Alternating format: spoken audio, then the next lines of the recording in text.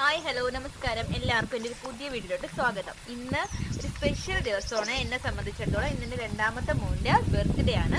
അവനിന്ന് 2 വയസ്സ് പൂർത്തിയാവും. അപ്പം ഇന്ന് രാവിലെ ഞാനും മോനും കൂടി അമ്പലത്തിൽ പോയി. ബാക്കി ആരുമില്ല.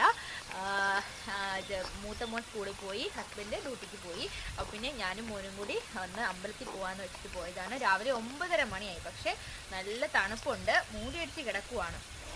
ഇവിടെ ആശാൻ അങ്ങനെ ഒറ്റയ്ക്ക് നടന്നങ്ങനെ പോവുക.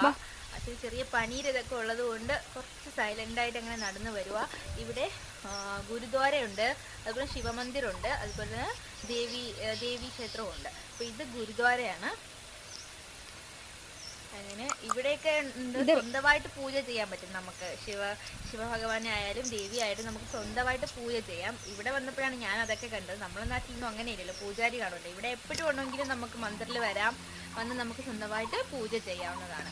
ഇത് ദേവീക്ഷേത്രമാണ്. ഇവിടുത്തെ രാവിലത്തെ ഇവിടുത്തെ പൂജയെല്ലാം കഴിഞ്ഞ് ബന്ദ് ചെയ്തേക്കുവാണ്. നമുക്ക് തുറന്നകത്ത് കയറി